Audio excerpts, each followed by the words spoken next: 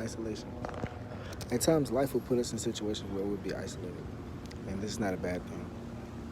This isolation is needed for us to grow. This isolation is needed for us to learn new things for the challenges and the life that is yet to come ahead of us. Just like a caterpillar is in isolation before it becomes a beautiful butterfly.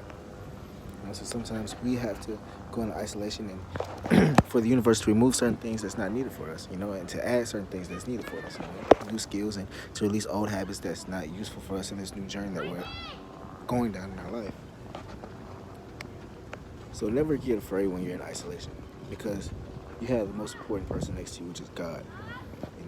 A lot of times we get scared when we're in isolation, and that's one thing that we pray for. We pray for the universe and God to release us things that is no longer needed.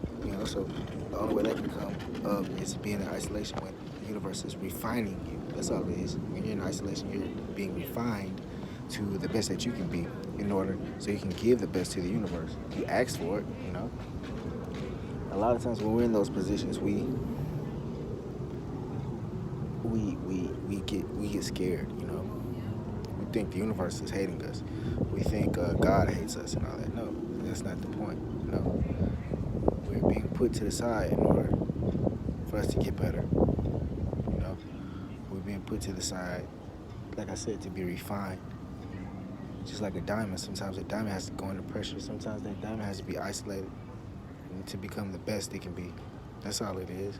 Just like when you're studying for a test, sometimes you have to isolate yourself to study for a test so you can get an A on that test. The same thing. At points in our life, we'll be isolated from everything we thought was there for us. And then we come back with better discernment. We come back with better wisdom. That's all it is. Isolation isn't a bad thing. A lot of times it's a good thing. So you just take it in stride and know the universe got your back. And eventually, you're not in so much of isolation anymore. You look around and everything around you has changed. And not for the bad. It's pretty much for the good.